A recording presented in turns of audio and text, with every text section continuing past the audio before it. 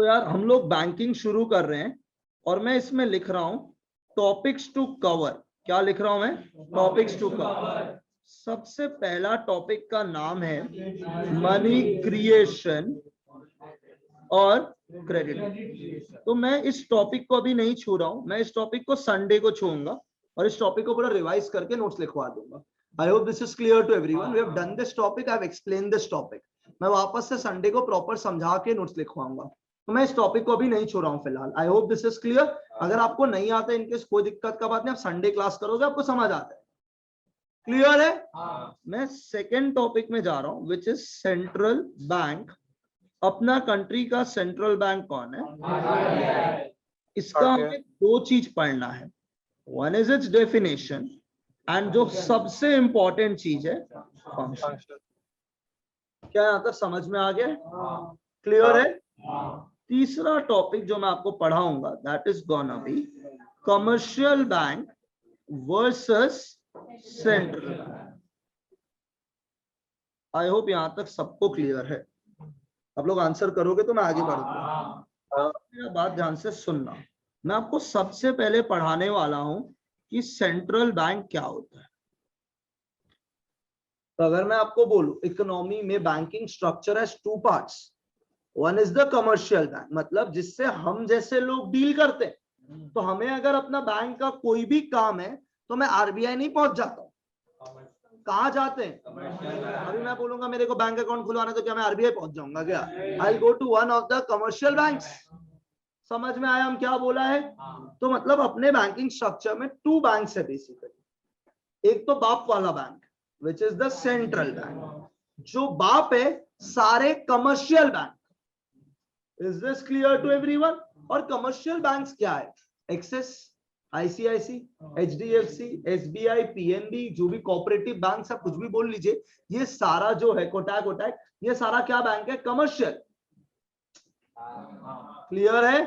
और इन सब का बाप कौन है? RBI, which is the central bank. क्या यहां तक क्लियर है? आप नहीं समझोगे। तो central bank is a bank. Central bank is an apex bank. क्या बैंक है? एपेक्स। एपेक्स का मतलब होता है the top most, on the top is called as apex. तो central bank is what bank? It's an apex bank जो control करता है। जो क्या करता है? Control, operate. तो कंट्रोल करता है, ऑपरेट करता है, रेगुलेट करता है और डायरेक्ट करता है। तो सेंट्रल बैंक एक एपेक्स बैंक है जो क्या करता है? Control, operate, regulate, direct. Control, operate, regulate, direct the entire banking structure of our country. तो कोई भी कंट्री का जो सारे banking structure and monetary structure, अगर आपको याद है तो मैंने एक बेसिक क्लास में पढ़ाया था आपको कि आरबीआई जो पॉलिसी निकालता है उस पॉलिसी को बोलते हैं मॉनिटरी पॉलिसी। तो the central bank is an apex bank जो चार काम कर रहा है। क्या क्या?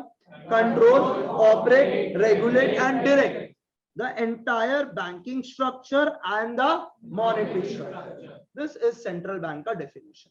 अपन एक एक चीज पूरा डिटेल में पढ़ेंगे, क्लास में लर्न करना है हमें। तो सेंट्रल बैंक क्या बैंक है? एपेक्स बैंक जो चार चीजें कर रहे हैं, कंट्रोल कर रहे हैं, operate, regulate and direct. So they are the person who are making sure कि आपका कमर्शियल बैंक पूरा बराबर चले। अगर आपको याद है आज से 1.5 साल पहले एक बैंक का लग गया था, यस बैंक, सबको पता है, बहुत दुर्घटनाएं हुए हैं उसके साथ। किस बैंक का लग गया था? पर वो बैंक बंद नहीं होने दिया कि उसका बाप बोला तुम टेंशन मतलब तुमको संभालेंगे। अब समझ गया हम क्या बोला? नहीं समझो आप शायद। तो जो बाप वाला बैंक है वो बोला कि हम तेरे को संभाल लेंगे। समझ आ गया? रेगुलेट कर लेंगे तेरे को, मैं डायरेक्ट करूंगा कैसे कैसे काम करना है। क्योंकि अगर एक कमर्शियल बैंक बंद हो जाता है एक कंट्री के अंदर, लोगों का बैंकिंग सिस्टम से भरोसा उठ सकता है। आप समझा? अब अगर यस बैंक बंद होता तो लोग परेशान, भाई मेरा तो बैंक वाला पैसा डूब गया। बैंक से ज्यादा सेफ पैसा कहाँ होता है? हम लोग क्या बोलते हैं? बैंक में पैसा डाल दीजिए, आप कभी लॉस में नहीं जाओगे, सेफेस्ट है। अब नहीं समझे? और अगर यस बैंक बंद हो जाता और लोगों का पैसा डूब जाता तो भाई तो बैंकिंग सिस्टम से भरोसा उठ गया। उसके लिए an apex bank to control this kind of situations, to regulate the structures I hope this is clear. So central bank is what bank? That control, operate, regulate, direct. चलिए, अगर आप लोगों ने स्कैम 1992 देखा है, देखो रियल लाइफ एग्जांपल का या कुछ मूवी का एग्जांपल लेना सबसे बेस्ट होता है। अगर आपको याद है तो उसमें एसबीआई बड़ा घोटाला करता था। अरे हर्षद मेहता पूरा घोटाला किससे किया था? तो डायलॉग मारता था, आजकल एसबीआई का चाय कड़वा हो गया, आजकल चाय चीनी वाला मीठा हो गया, याद आ रहा है? तो एसबीआई वो कुछ बीआर वाला झमेला करता था उस टाइम पे। तो ये देखने का ड्यूटी किसका था? आरबीआई। याद नहीं आया आपको? तो वो आरबीआई का वो जो मैनेजर था, मतलब जो आरबीआई का पूरा गवर्नर था, वो पूरा मेक श्योर किया था कि सारा बैंक लाइन में। उस टाइम पे वो बोलता था कि आरबीआई का ज्यादा पावर नहीं है, आपको याद आ रहा है? आरबीआई इज लिमिटेड पावर, सब बैंक को ऑर्डर नहीं दे पा रहा था, और स्पेशली फॉरेन बैंक्स। उस स्कैम वैम के बाद RBI had lot of powers. I hope समझ में आ रहा है मैं क्या बोल रहा हूं। Now they can literally instruct a commercial bank कि आपको क्या करना है। अब समझ में आ रहा है हम क्या बोल रहे हैं? They keep a close check on the commercial bank. समझ आ गया? जैसे अभी आप हो ना, वो कमर्शियल बैंक है, आपके माँ बाप एपेक्स बैंक है। नॉर्मली आपको सब करने देता है, बीच बीच में आपको कंट्रोल करता है, ऑपरेट करता है, कैसे क्या करना है क्या नहीं करना, आपको डायरेक्ट करता है। सेम चीज सेंट्रल बैंक कर रहा है। I hope this is clear to everyone. So central bank is what bank? Apex bank जो चार चीजें कर रहा है यार, control, operate, regulate and direct. किस चीजों को? Banking structure and the monetary structure of our country. So central bank is an apex bank that controls, operates, regulates and directs the banking structure and the monetary structure of our country. क्या यहाँ तक clear है?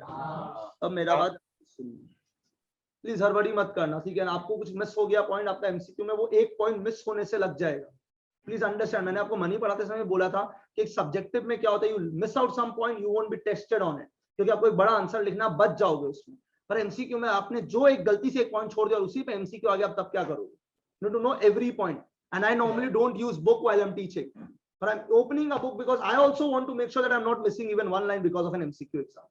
I hope this is clear to everyone. We don't want to miss out the language and one line also, क्योंकि MCQ हमें language पता होना पड़ेगा, हमें पता होना पड़ेगा कि हम कुछ भी एक भी वर्ड मिस नहीं कर रहे हैं। I hope this is clear। और आप लोग तो बुक खोलते ही नहीं हो, तो मेरे भरोसे हो, तो मेरे को पूरा चेक करना पड़ेगा कि मैं कुछ मिस नहीं कर रहा हूँ। Is this clear? तो यार सेंट्रल बैंक, what bank? तो central bank is an apex bank जो चार काम कर रहा है। अगर आप जल्दी से बता दें, operate, regulate and direct bank. यहाँ तक क्लियर है क्या? इसे एपेक्स बैंक बोलते हैं because it has the top most position. कोई भी चीज जो सबसे टॉप लेवल पे होता है उसे हम एपेक्स लेवल बोलते हैं। जैसे अपन बोलते हैं अपने जुडिशियरी स्ट्रक्चर में supreme court is in the apex body, वैसे बैंकिंग में who is in the apex body? RBI. तो central bank is an apex bank because it is in the topmost position when it comes to the banking structure and the monetary structure। क्या यहाँ तक clear है क्या? तो normally हर एक developed country का अपना एक सेंट्रल बैंक होता है। क्या ये क्लियर है? जैसे इंडिया का सेंट्रल बैंक कौन है? यूएस का फेडरल रिजर्व है। यूके का अपना होगा, मेरे को नहीं पता यूके का नाम क्या सेंट्रल बैंक का। पाकिस्तान का है नहीं, पता नहीं, डाउट है, डेवलप नहीं है। और अफगानिस्तान का तो हमको लग रहा है श्योर नहीं है, ठीक है? तो नॉर्मली जो भी फाइनेंशियली डेवलप्ड कंट्रीज होती है, तो India is financially developed, they normally have what bank? Apex bank, to handle the banking structure and monetary structure. अब पाकिस्तान का मॉनेटरी स्ट्रक्चर तो खत्म ही है, क्या हैंडल करेगा? चाइना हैंडल करता है उसको, ठीक है ना? तो हमको नहीं लगता एपेक्स बैंक होगा। चलिए एनीवे, तो कोई भी कंट्री जिनका फाइनेंशियली डेवलप्ड होते हैं उनका एक एपेक्स बैंक होता है। तो central bank is what bank? मतलब it is in the topmost position that control, operates, regulate and direct the banking structure and the monetary structure। अब इंडिया का सेंट्रल बैंक कौन है, ये मेरा क्वेश्चन है। तो इंडिया का सेंट्रल बैंक इज आरबीआई, ठीक है? ये RBI was set up 1 April 1935। मैंने बताया था आप लोगों को आरबीआई कब सेटअप हुआ, अगर आप बता सकते तो please. 1 April 1935 under an act, और उस एक्ट का नाम है अंडर द आरबीआई एक्ट 1934।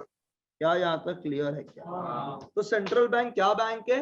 एक एपेक्स बैंक, मतलब it is the top most position that controls, operates, regulates and directs, दो चीजों को, banking and the monitoring. It's an MCQ exam, इतना पकड़ ले तो हो जाएगा। सेंट्रल बैंक क्या बैंक है? एपेक्स बैंक है। तो चार चीज करता है, कंट्रोल करता है, ऑपरेट करता है, रेगुलेट करता है, डायरेक्ट करता है। तीन चीजों को, बैंकिंग एंड मॉनिटरी स्ट्रक्चर। अपना इंडिया का सेंट्रल बैंक कौन है? आरबीआई। एपेक्स मतलब टॉप मोस्ट पोजीशन, तो RBI is in the top most position in the banking and the monetary structure.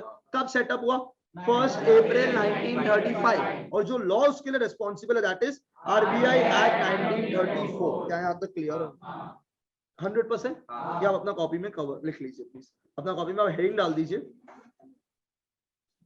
अपना कॉपी में हेडिंग डाल दीजिए बैंकिंग। क्या हेडिंग डालने बोला मैंने आप लोगों को? बैंक। और आप इस पूरा को पहला बुलेट देके लिख लीजिए। नहीं, बाद में लिख लीजिए, एक ही वजह टॉपिक ही है, क्या फर्क पड़ता है। तो यार मनी क्रिएशन के लिए कोई पेज नहीं छोड़ना हम लोग को। आप मान लीजिए बैंकिंग यहीं से शुरू हुआ है, तो मान लीजिए this is the first class of banking, कोई दिक्कत नहीं है। क्लियर है यहाँ तक? तो सेंट्रल बैंक क्या बैंक है अगर आप जल्दी से बता दे तो? Apex bank controls, operates, regulates, direct, banking and monetary system.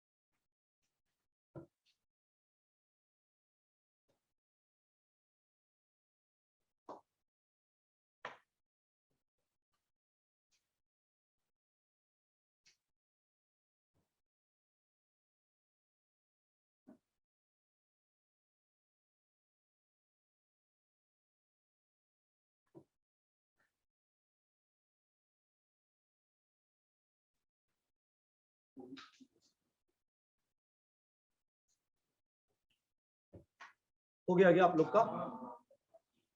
जल्दी से बताइए, इज एवरीवन डन? हो गया ना सबका? चलिए मैं आगे बढ़ सकता हूँ?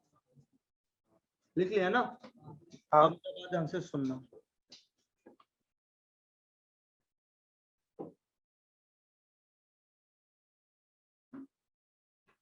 जो हमारा नेक्स्ट टॉपिक है that is functions of central bank. अब कॉपी में नहीं लिखना है अभी, जब तक मैं बोलूंगा नहीं।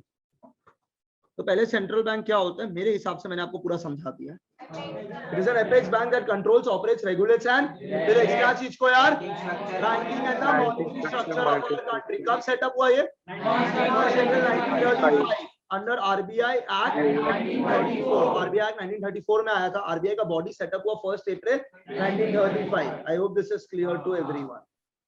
अब फंक्शंस ऑफ सेंट्रल बैंक, पहला आप मेरा बात ढंग से सुन लीजिएगा।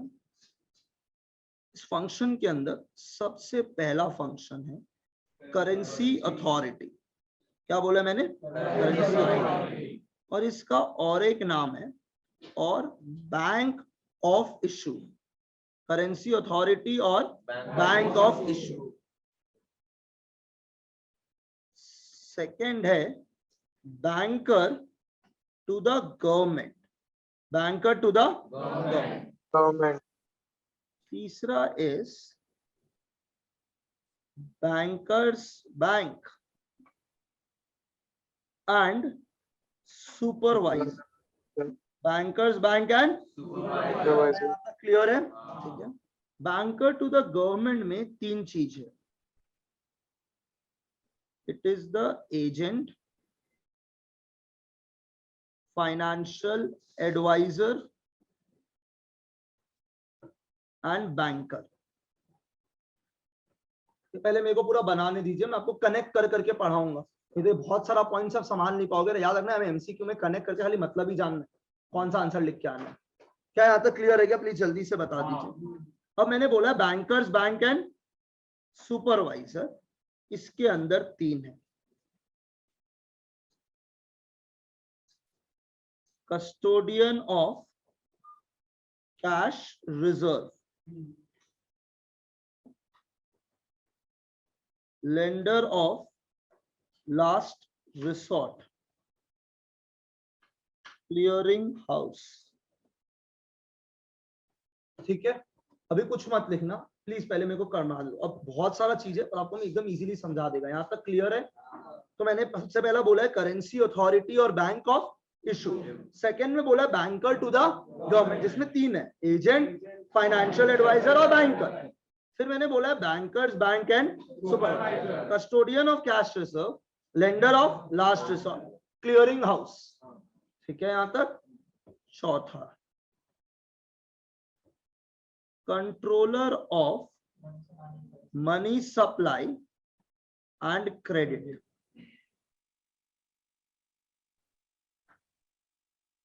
Controller of money supply and credit. आपको पूरा पता होना पड़ेगा फ्लो चार्ट, तभी आपको पता रहेगा क्या क्या फंक्शंस है. अब इस कंट्रोलर ऑफ मनी सप्लाई के अंदर है repo rate, CRR and bank rate,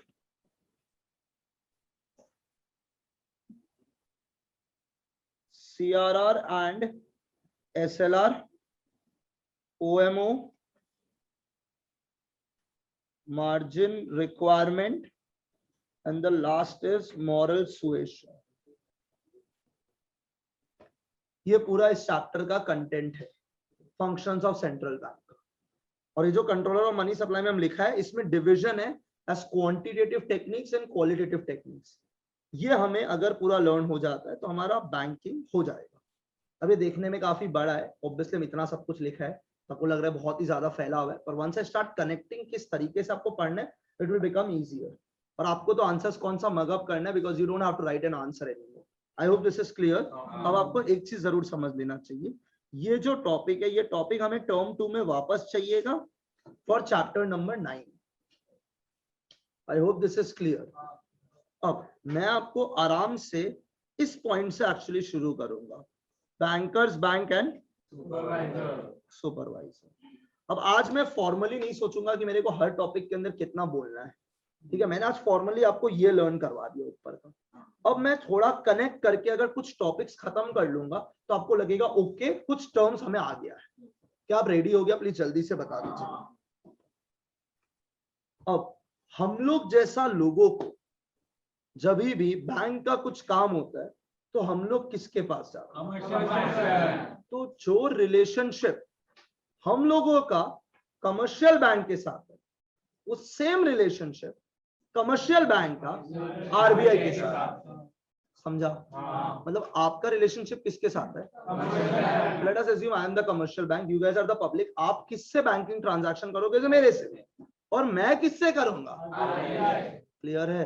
तो आप लोग पब्लिक, जो रिलेशनशिप आपका मेरे साथ है वो सेम रिलेशनशिप मेरा आगे के साथ. ठीक है, फॉर एग्जांपल स्कूल में कुछ काम होता था, आपने टीचर को बोलते, टीचर प्रिंसिपल को बोलते. तो जो रिलेशनशिप आपका टीचर का था वो सेम रिलेशनशिप टीचर का प्रिंसिपल के साथ है. तो जो आपका जो रिलेशनशिप कमर्शियल बैंक के साथ है वो सेम रिलेशनशिप कमर्शियल बैंक का. इस टॉपिक को बोलता है bankers bank. I am a banker, I am a commercial banker. मेरा बैंक कौन है? आरबीआई का function is bankers bank. Bankers bank का मतलब होता है जो रिलेशनशिप कमर्शियल बैंक का जनरल पब्लिक के साथ है वो सेम रिलेशनशिप आरबीआई और कमर्शियल बैंक के बीच में है, and this is called as bankers bank. क्या मैं आगे बढ़ सकता हूँ? अब मेरा बात ध्यान से सुनना. आप लोग मेरे पास आते हो पैसा डिपॉजिट करने के लिए, आप लोग मेरे साथ बने हुए हो. तो हर्ष आया मेरे बैंक में 1000 रुपया डिपॉजिट किया. क्या हर्ष पूरा एक दिन में 1000 रुपया विड्रॉ करने आएगा? या आप लोग सब लोग मेरा मेल में बैंक में डिपॉजिट रुपया किया, क्या सब लोग एक दिन में विड्रॉ करने आएगा? नहीं आएगा। तो आरबीआई मेरे को बोलते हैं, मेरा बैंक कौन है? आरबीआई। जैसे हम क्या बोलते हैं आप लोग को, क्या आप लोग को सारा पैसा चाहिए क्या एक बार में? नहीं। तो पैसा कहाँ पे डाल दो? बैंक के अंदर। समझ गया? तो जो रिलेशनशिप पब्लिक का कमर्शियल बैंक के साथ है, वो सेम रिलेशनशिप कमर्शियल बैंक का क्या यहाँ तक समझ में आ गया? तो जो रिलेशनशिप हम लोग दोनों के बीच का सेम रिलेशनशिप मेरा आरबीआई के साथ है, इसको बोलते हैं बैंकर्स बैंक। सुपरवाइजर वर्ड हम नहीं बोला है, क्या बोला है? Bankers bank. तो बैंकर्स बैंक का मतलब होता है जो रिलेशनशिप एक जनरल पब्लिक का कमर्शियल बैंक के साथ है, वो सेम रिलेशनशिप कमर्शियल बैंक का आरबीआई के साथ है। पूरा चेन समझ आ गया होगा? Proper connectivity. क्या मैं आगे बढ़ूं? तो इसका मतलब क्या मैं ये बोल सकता हूं कि आप लोग पैसा कहां डिपॉजिट करते हो? अब कमर्शियल बैंक को आरबीआई पता है क्या बोलता है? देख सुन भाई, इन लोग रुपया डिपॉजिट कर रहे हैं, आप इनको एनकरेज करते हो रुपया डिपॉजिट करने की, आप बैंक में डालो ना, क्यों घर में रख रहे हो? Bank is a safe house to keep money. तो आपको जो पैसा नहीं चाहिए वो बैंक में डाल दीजिए। तो अब आरबीआई क्या बोलता है? क्या बैंक वाला तुमको सारा पैसा घर पे चाहिए गया अभी? नहीं। तो तुम भी मत रखो, तुम भी इस पैसा को आगे लोन में दे दो। अब नहीं समझा? श्योर है? तो मेरे पास आप लोग से रुपया आया in the form of what? Answer नहीं आएगा, बोर्ड लगेगा क्लास में, यहाँ से स्पीड पकड़ने वाला है। तुम लोग हमको रुपया दिया है, किसको दिया है? कमर्शियल बैंक को। डायग्राम बना बना के समझाना पड़ेगा, लगता है तुम लोग का जात नहीं है पैसा का। ये है पब्लिक, ये क्या है? पब्लिक। ये छोटा सा है कमर्शियल बैंक, और ये बड़ा है आरबीआई। तुम लोग पब्लिक लोग इस कमर्शियल बैंक में पैसा क्या करते हो? क्या क्लियर है? तुम लोग वही पैसा डिपॉजिट करते हो जो तुमको नॉर्मली एकदम तुरंत कैश में नहीं चाहिए, यस या नो? अब ये आरबीआई इस कमर्शियल बैंक को क्या समझाता है, सुनिए। आपके पास पैसा आ गया, किसका पैसा है? ये पब्लिक का। कमर्शियल बैंक को बोलता है आप इस पैसा को दे दीजिए लोन में। क्लियर है? मतलब मैंने इस सेक्शन से डिपॉजिट लिया, अपने जो सामने मेरे बैठे हुए, और मैंने राइट हैंड साइड वाले को पैसा क्या चीज में दे दिया? लोन। तो तुमने 1000 दिया, मैंने 1000 लोन में देने का सोचा, तभी आरबीआई बाप का फोन आया, बोला कंट्रोल, अब पूरा 1000 नहीं दे सकते। क्या बोला? समझ में आया? मतलब ये जो डिपॉजिट है इसका कुछ मिनिमम फ्रैक्शन कमर्शियल बैंक को रखना पड़ता है एज रिजर्व्स, और इसे क्या बोलते हैं? LRR। क्या बोलते हैं? क्या यहाँ तक क्लियर है क्या? तो पब्लिक ने कमर्शियल बैंक के पैसा डिपॉजिट, देखो अगर हम खाली एक्सप्लेनेशन वाला टीचर होता तो मेरा काम हो जाता, पर हमको नेक्स्ट क्लास फिर ये टॉपिक पढ़ाना पड़ेगा क्योंकि मेरे को आपको लर्न करवाना, तो प्लीज क्लास में ध्यान दीजिए यार। तो पब्लिक ने पैसा डिपॉजिट किया है मेरे पास, क्या यहाँ तक क्लियर है? आई एम अ कमर्शियल बैंक। अब एज अ कमर्शियल बैंक मेरे को पता है कि आप सारा रुपया तो एक दिन में विड्रॉ नहीं करने आओ, आरबीआई को भी ये पता है, तो आरबीआई ने बोला प्लीज इस पैसा को क्या दे दीजिए? लोन। पर सारा लोन मत दीजिए। नहीं समझा? कुछ पोर्शन रिजर्व के तौर पे, बाकी क्या दे दीजिए? लोन। जो आप रिजर्व के तरीके में रखोगे दैट इज कॉल्ड एज, क्या यहाँ तक क्लियर है? समझ गया? तो 1000 आया, कितना आया? 1000। 1000 में से मिनिमम फ्रैक्शन 20% डिसाइडेड है। क्लियर है? मतलब LRR कितना रख लिया गया? 200। लोन कितना का दे दिया गया? 500। क्या यहां तक क्लियर हो गया स्टोरी? अब आरबीआई कमर्शियल बैंक को पता है क्या बोलता है? 200 रुपया आप पूरा अपने पास नहीं रखे। क्या बोला? यहां तक समझ आ गया? आप 200 रुपया पूरा अपने पास नहीं रहेगा, 200 का कुछ पोर्शन तुम आरबीआई में आके जमा करेगा। क्लियर है? इससे हम बोलते हैं CRR। क्या बोलते हैं? CRR। और कुछ पोर्शन आप अपने पास ही रख लीजिए, उससे बोलते हैं हम SLR। फुल फॉर्म बाद में देखेंगे, कोई स्ट्रेस का बात नहीं। एक सेकेंड। जो रिलेशनशिप पब्लिक का कमर्शियल बैंक के साथ है वो सेम रिलेशनशिप कमर्शियल बैंक का आरबीआई के साथ है, इसे हम बोलते हैं बैंकर्स बैंक। कंट्रोल सुपरवाइजर पे मत जाइए, बैंकर्स बैंक। ठीक है? अब आप लोगों ने रुपया डिपॉजिट किया, ठीक है। क्या मैं पूरा लोन दूंगा? नहीं। आरबीआई बोलेगा कुछ रुपया लोन में दे दीजिए और कुछ रुपया रख लीजिए एज व्हाट? रिजर्व। और रिजर्व को क्या बोलते हैं? एलआर। उस एलआरआर का एक पोर्शन मेरे को आरबीआई के पास जाके जमा करना पड़ेगा, विच इज कॉल्ड एज। क्या यहाँ तक क्लियर है? नहीं समझा आप सर? और जो पोर्शन मैं अपने पास रख सकता हूं उसे बोलते हैं SLR। तो ये जो सीआरआर है मेरे को किसके पास रखना पड़ेगा? आरबीआई। ये जो काम करता है इसे आरबीआई बोलता है कस्टोडियन ऑफ कैश रिजर्व, क्योंकि सीआरआर का फुल फॉर्म है cash reserve ratio. Cash reserve ratio. तो आप कैश रिजर्व रेशियो किसको जाके देते हो? आरबीआई। आरबीआई उसका देखभाल कर रहा है, उसके लिए आरबीआई बोलता है custodian of cash reserve. English मतलब का स्ट्रेस नहीं है, हिंदी में समझ गया तो आप समझ जाएगा, इंग्लिश फिर देख लेगा। अगर एक नॉर्मल एग्जाम होता तो पहले हिंदी फिर पूरा वर्ड टू वर्ड इंग्लिश रटवाना पड़ता है। इस बार ये स्ट्रेस कम है। क्या फिर भी वर्ड्स तो एक बार तो लर्न करवाना पड़ेगा बेसिक्स से। क्या यहाँ तक क्लियर है? क्या हमको लग नहीं रहा? ये दिख रहा है आपको? मैं हाईलाइट कर रहा हूँ। क्या ये दिखा आपको? अब मेरा बात ध्यान से सुनेगा आप लोग। जो रिलेशनशिप हम एकदम स्पीड पकड़ रहे हैं, जो रिलेशनशिप पब्लिक का कमर्शियल बैंक के साथ है वो सेम रिलेशनशिप कमर्शियल बैंक का आरबीआई के साथ है। मतलब कमर्शियल बैंक और पब्लिक के बीच का जो रिलेशनशिप है वो सेम रिलेशनशिप कमर्शियल बैंक और आरबीआई के बीच का है। This is called as bankers bank. This is called as. अब कमर्शियल बैंक के पास पैसा डिपॉजिट के फॉर्म में आता है, किसके तरफ से? पब्लिक। अब कमर्शियल बैंक को पता है सब लोग तो एक दिन में विड्रॉ, इसका कुछ मिनिमम फ्रैक्शन अलग रख लेते हैं और बाकी लोन दे देते हैं। ये जो मिनिमम फ्रैक्शन रिजर्व में रखता है इसे बोलते हैं एलआरआर। ये एलआरआर का परसेंटेज आरबीआई डिसाइड करता है, क्योंकि RBI is the supervisor. RBI is the बाप है, तो बाप बोलेगा इतना अलग रख, बाकी खर्चा कर, मतलब बाकी लोन में दे। अब कमर्शियल बैंक फट्टू बोले अगर ज्यादा लोग विड्रॉ करने आ गए तो, ज्यादा लोग विड्रॉ तो बाप बोल रहा बाजू वाला दोस्त से ले लेना ना, बाजू वाला कमर्शियल बैंक से ले लेना। नहीं समझा? और वो बोला बाजू वाला दोस्त तो देगा नहीं, तो बोला हम है ना, आई am the lender of last resort, I am the lender of. समझो आपको 1000 रुपया आया, अब कितना रुपया अलग रख दिया? 800 तो बाजार में चला गया। अब अचानक से तुम लोग बोला 900 रुपया चाहिए हम लोग को विड्रॉ करना है, पर मेरे पास तो हाथ में कितना है? 200 हाथ में है, तो 700 कम पड़ रहा है। तो आरबीआई बोल रहे कोई बात नहीं। आप एक बात समझो, आपको गर्लफ्रेंड का बहुत दे, तब सीधा बाप से पैसा मांगने जाता है, आप समझ नहीं रहे। अब बाजू वाला दोस्त से बोरो करता है, हाँ या ना यार, और दोस्त बोलता नहीं है मेरे पास पैसा, फिर अब आपको बोलते हैं ट्यूशन फीस, वो ट्यूशन फीस, ये वो है, समझ रहे ना? ठीक है, you act as the lender of last resort. तो बाप के साथ लास्ट में जाता है, आपको डर लग रहा है कि बाप पकड़ लिया तो पहले तो दोस्तों उसके पास। तो कमर्शियल बैंक क्या किया? 1000 रुपया लिया और कितना रुपया बाहर दे दिया, कितना रुपया अपने पास रखा, और 200 में भी कुछ पोर्शन अपने पास और कुछ पोर्शन। यहाँ तक स्टोरी समझ में आ गया? अब अगर अचानक से बहुत सारा लोग पैसा विड्रॉ करने आ गया, इमेजिन यस बैंक, इमेजिन पूरा बाजार में अफवाह फैल गया था कि ये बंद होने वाला है, तो जिनका पैसा तो एक्चुअली विड्रॉ करने चला गया, नहीं समझा? तो लोग पूरा विड्रॉ कर रहे हैं, उतना रुपया ही नहीं उनके पास विड्रॉ करने के लिए। तो यस बैंक बाजू वाला बैंक के पास गया, एक्सिस आईसीआई बोला चलो निकल भाई, तेरा जाती नहीं है, निकल। तो यस बैंक बहुत स्ट्रेस में था, और जब स्ट्रेस है तो आपका बाप है, तब यस बैंक दौड़ते दौड़ते किसके पास गया? आरबीआई मदद कर दीजिए मेरा, क्योंकि मेरा दिवाला निकल गया है। तो आरबीआई बोला इसी दिन के लिए तुम बैठा हुआ है, कोई दिक्कत नहीं। जैसे आपको जिंदगी में जब पैसा चाहिए तो आप पहले अपना जान पहचान रिलेटिव लोग से लेने का कोशिश करता है, जब नहीं होता तब दौड़ता तो आप कमर्शियल बैंक के पास जाता है।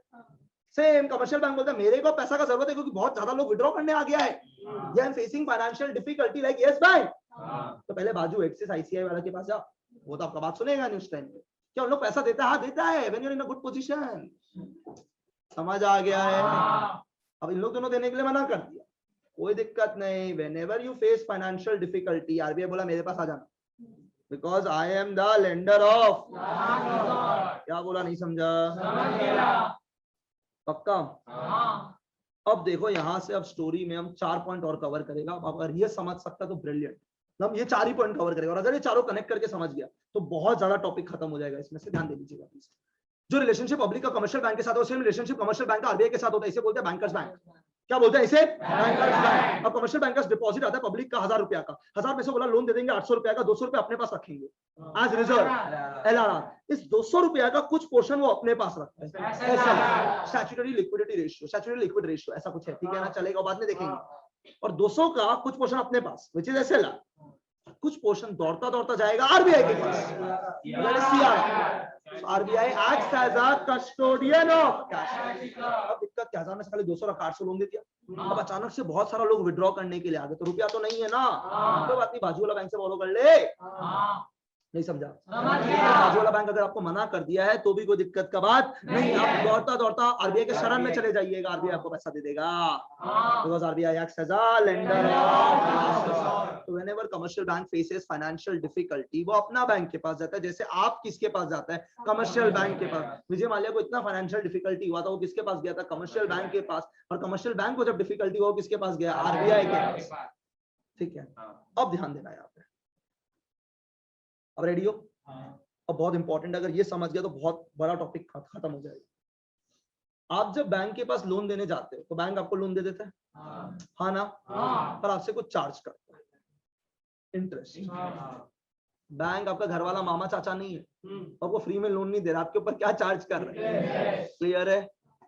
अब हम कमर्शियल बैंक किससे पैसा लेने जा रहे हैं, आरबीआई मेरा चाचा मामा नहीं है, बोलने के लिए खाली बाप है, असली में बाप नहीं है, क्लियर है यहाँ तक? तो मेरे को पैसा दे रहा है, वो उस पैसा के ऊपर इंटरेस्ट चार्ज करेगा। अब नहीं समझा शायद? आप जब कमर्शियल बैंक से लोन लेने आते तो कमर्शियल बैंक क्या चार्ज करता है, इंटरेस्ट। तो जब कमर्शियल बैंक आरबीआई से पैसा लेता है तो आरबीआई क्या चार्ज करता है, इंटरेस्ट। क्या यहाँ तक क्लियर? जब वो सीआरआर देते तो उसको उस पर भी इंटरेस्ट करेगा बात, control your feelings, emotions, expressions. इसे अभी आरबीआई कब इंटरेस्ट देगा बात का बात है, पहले हम अपना तो लेने का तो बात कर ले, सीधा सीधा बात कर रहे हैं। देखो यार, आप लोग फ्लो मत तोड़ो अभी के लिए, एकदम 5 मिनट, क्योंकि हमको कनेक्ट करना है इससे। हम इस पार्ट से controller of money supply and credit में जाएगा, हम 3 पॉइंट खत्म करेगा इसका, तो प्लीज एकदम ध्यान दे लीजिए क्लास के अंदर। जो रिलेशनशिप पब्लिक का कमर्शियल बैंक के साथ है, वो सेम रिलेशनशिप कमर्शियल बैंक का आरबीआई के साथ, मतलब आपका बैंक कमर्शियल बैंक है और कमर्शियल बैंक का बैंक आरबीआई। आप पैसा कहाँ डिपॉजिट करते हो, कमर्शियल बैंक, वो कमर्शियल बैंक लोन दे सकता है, कुछ रिजर्व्स, कुछ डिपॉजिट का कुछ पोर्शन अलग रखते हैं, उसे बोलते हैं रिजर्व्स।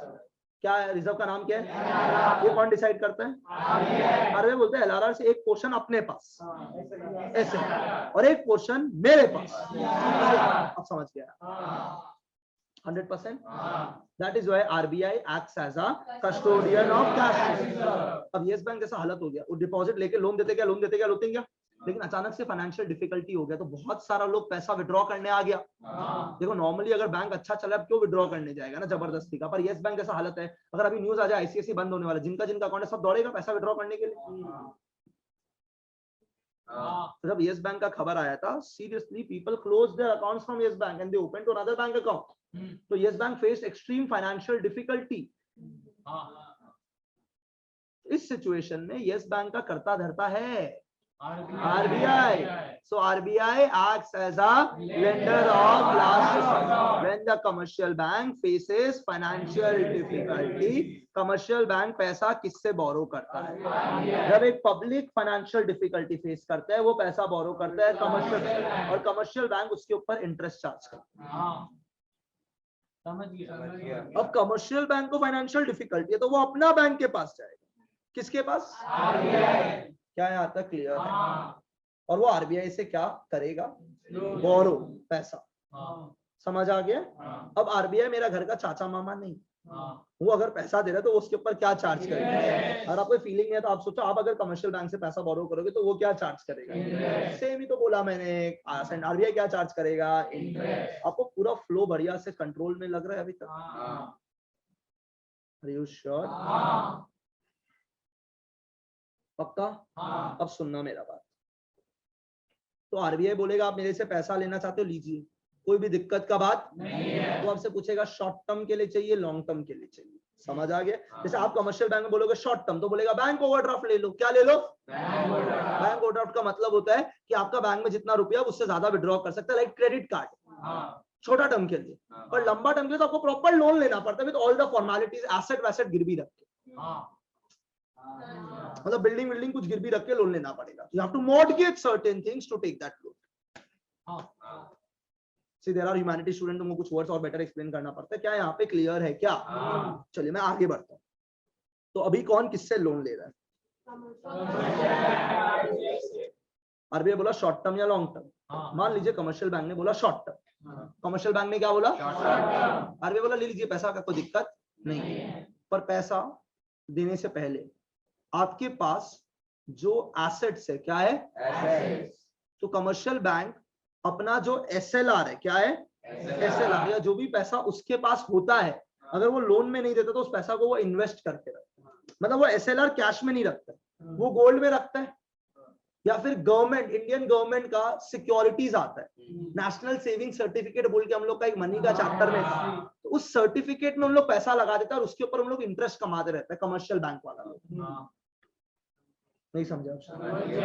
तो आरबीआई बोल रहा है आपको ऐसा कुछ सामान गिरवी रखना पड़ेगा। Is this okay? हमको एक कॉपी पास करो प्लीज। उधर जल्दी आ जाओ।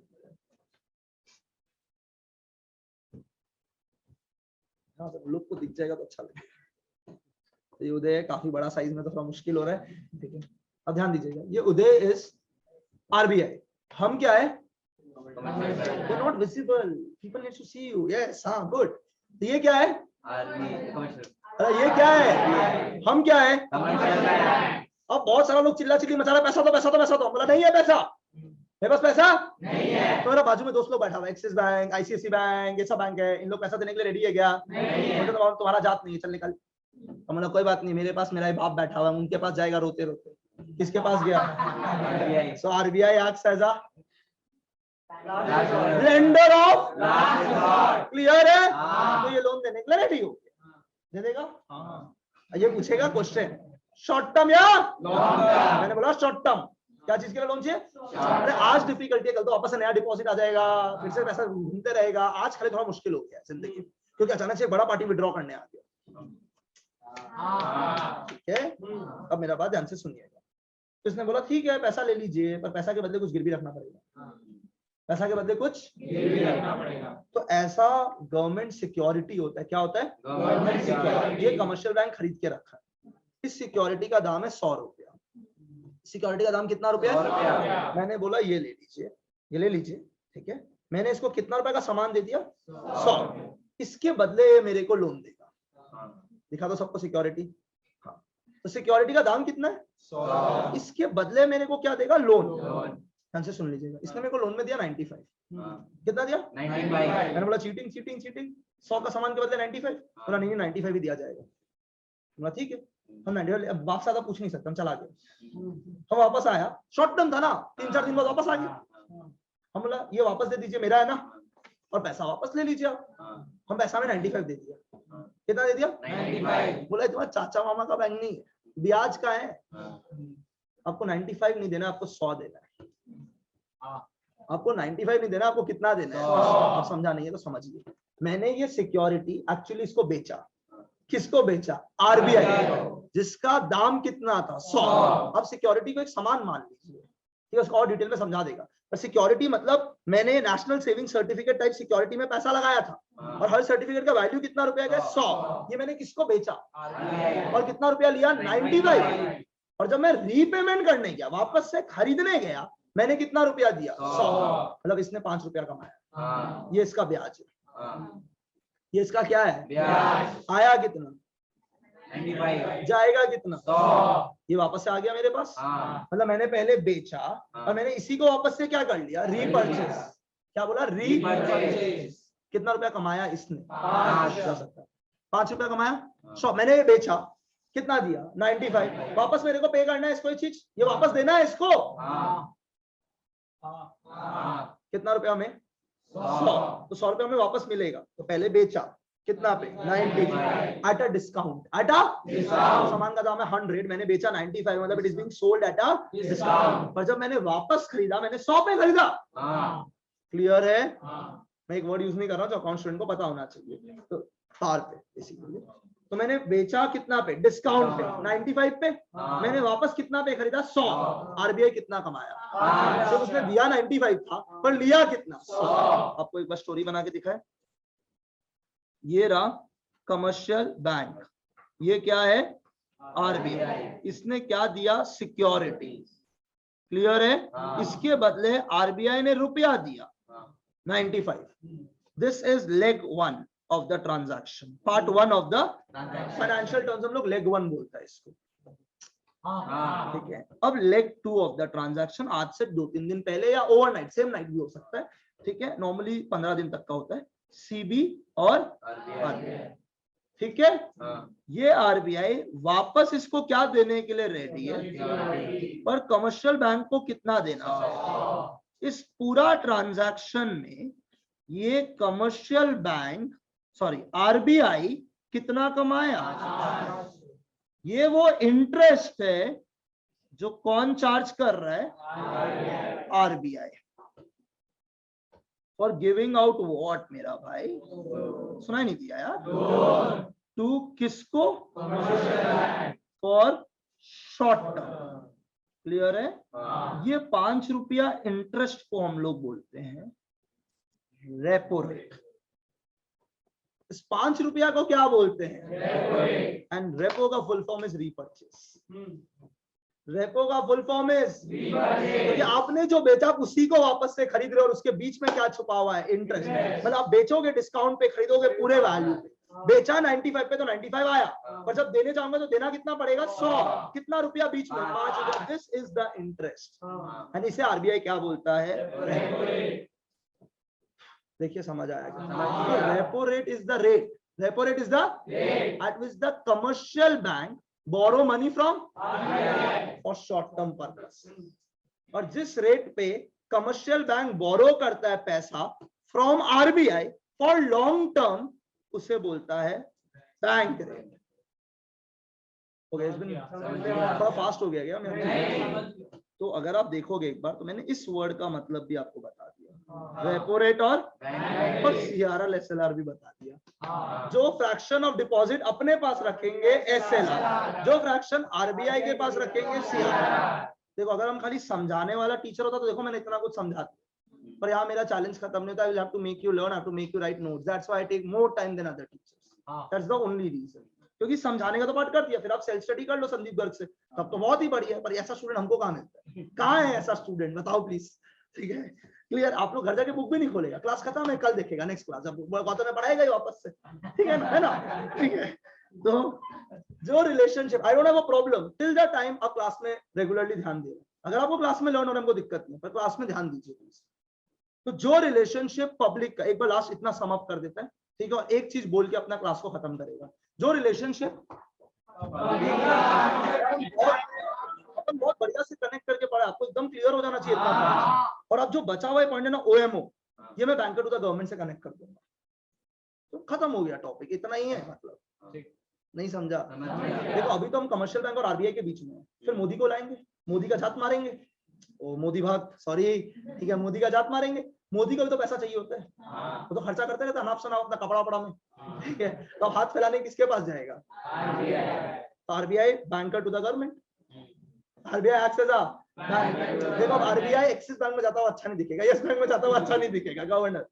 अब इंडियन गवर्नमेंट कहाँ जाएगा एक्सिस बैंक में लोन लेने के लिए, वो किसके पास जाएगा, आरबीआई, समझ में आया, that's why RBI act as a banker to the, वो वहां पे बात करेगा, फिर वो पैसा लेने के लिए क्या क्या करता है, क्या क्या नौटंकी करवाता है आरबीआई से, सब बात होगा, क्लियर है। चलिए अभी के लिए, फिलहाल के लिए बैंकर्स बैंक एंड, पूरा लिंक करोगे, हम इसको हटा रहे हैं, अब बिना देखे ना पूरा बोलने का कोशिश करोगे मेरे साथ साथ। जो रिलेशनशिप पब्लिक का कमर्शियल बैंक के साथ, वो सेम रिलेशनशिप कमर्शियल बैंक का आरबीआई के साथ है। I hope this is clear to everyone, that means it's bankers bank. तो कमर्शियल बैंक के पास डिपॉजिट आता है किससे, उस डिपॉजिट का वो कुछ मिनिमम फ्रैक्शन अलग रखता है, उसे क्या बोलते हैं, reserve, and that reserve is called as LRR, ये आरबीआई बताता है। एलआरआर का एक पोर्शन वो अपने पास रखता है और एक पोर्शन आरबीआई के पास, उसे बोलते हैं CR, that's why RBI acts as a custodian of cash reserve. पूरा क्लियर। अब ये कमर्शियल बैंक तो डिपॉजिट का बहुत ज्यादा अमाउंट लोन में दे रहे हैं, अब अचानक से बाजार में र्यूमर फैल गया बैंक खराब कंडीशन में, तो सब लोग पैसा विड्रॉ करने आ गया, दे आर फीलिंग प्रेशराइज्ड, मतलब banks are going through a phase of financial difficulty. तो पहले वो बाजू वाला बैंक के पास जाएगा, जैसे आप अपने दोस्त के पास जाते, पर अगर उनसे भी पैसा नहीं मिला तो वो जाएगा बाप के पास, और बाप कौन क्या है? Lender of RBI acts as a lender.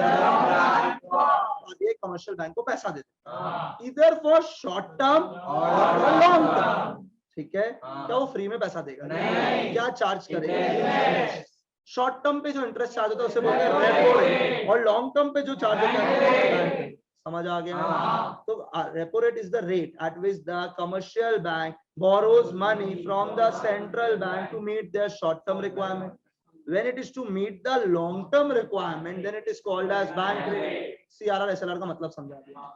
अब ये जो बोल पाएगा ना, मतलब वो मतलब इज डन विद, इतना पूरा पार्ट खत्म हो गया उसका, ये पार्ट अब मेन है, और इसी से केस स्टडी आएगा टर्म 1 में। आप ये मान लीजिए आज, तो सुन लीजिए, एक इकोनॉमी इक्विलिब्रियम पे कब होता है? डिमांड मोर देन सप्लाई है। डिमांड, आप पूरा एक्टिवली सुनिए, ये टाइम पास में नहीं हो सकता है, ठीक है? और ये डिमांड इक्वल टू सप्लाई वाला लाइन यहाँ बुक में नहीं लिखा हुआ है, क्योंकि चैप्टर 9 में है, पर केस स्टडी में इन लोग यही पूछेगा। क्लियर है? Demand is equal to is the situation when my economy will be at, मैं लिख रहा हूं D is equal to S, ये नहीं है, अभी चल रहा है डी मोर देन एस, मतलब माय डिमांड इज मोर। अगर कोई भी चीज का डिमांड ज्यादा होता है तो उसका प्राइस, और प्राइस बढ़ने को हम लोग बोलते हैं इन्फ्लेशन। अब समझ गया शायद। तो demand is not equal to supply, और demand is more than supply, मेरा प्राइस बढ़ेगा, प्राइस बढ़ने को बोलता है इन्फ्लेशन। गवर्नमेंट सीधा बोलेगा आरबीआई देखिए इकोनॉमी में क्या हो रहा है, इन्फ्लेशन। मैंने डेफिनेशन में बोला था central bank is an apex bank that controls, operates, regulates. दो चीज, एक तो कमर्शियल बैंक और एक monetary structure, banking structure and monetary structure. Inflation हो रहा है, तो लाइए अपना मॉनेटरी स्ट्रक्चर को इन पोजीशन और ठीक कीजिए। तो आरबीआई बोले डिमांड सप्लाई से, मतलब लोगों के पास पैसा, ये बोलना सीख गया आप लोग, लोगों के पास पैसा है, लोगों के पास जो पैसा होता है, मतलब मनी सप्लाई, मतलब मनी सप्लाई कम करना है, ये कंक्लूजन है। तो आपको एग्जाम में बोलेगा इकोनॉमी में इन्फ्लेशन चल रहा है, इन्फ्लेशन समझ गया, डिमांड इज मोर देन, मतलब लोगों के ज्यादा पैसा है, आपको पैसा बढ़ाना है गिराना है? Clear headed? थोड़ा रिपीट या समझ में आ रहा है? अब ये पैसा आपको लोगों का कम करना है, लोगों का जो पैसा होता है उसे बोलते हैं money supply, you have to reduce the money supply. अब वो क्या कर सकता है मनी सप्लाई कम करने के लिए? तो सुनिएगा, आरबीआई बोलेगा, आरबीआई को लाना ना पॉलिसी, आरबीआई बोलेगा मैं repo rate and bank rate दोनों को बढ़ा देगा। समझिएगा अब क्या होगा। कमर्शियल बैंक किससे पैसा बोरो करता है? तो उसको सस्ता में मिल रहा है, महंगा में मिल रहा है, तो जब वो आपको आगे बेचेगा, लोन देगा, वो आप पे भी इंटरेस्ट हायर चार्ज करेगा। लॉजिक समझा? मैं आरबीआई पे डिपेंड करता हूँ पैसा लेने के लिए, आरबीआई मेरे को हायर रेट पे दे रहा है, तो मैं भी आपको क्या चीज पे दूंगा? Higher rate, common sense wise. अब एक चीज समझा, जिससे मैं सामान खरीदता हूँ, अगर वो मेरे को महंगा में देगा तो मैं आगे भी तो महंगा में बेचूंगा। तो मैं किससे पैसा बोरो करता हूँ? वो मेरे को रेपो रेट और बैंक रेट बढ़ा के दे रहा है, तो मैं आगे आप लोगों को बढ़ा के दूंगा।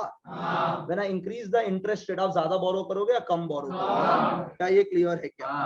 तो cost of borrowing for the commercial bank has increase, तो उन लोग भी लेंडिंग रेट बढ़ा के देगा, जैसे अनु में रिप्लाई करता है। तो बोरोवर अब ज्यादा लोन लेगा या कम लोन?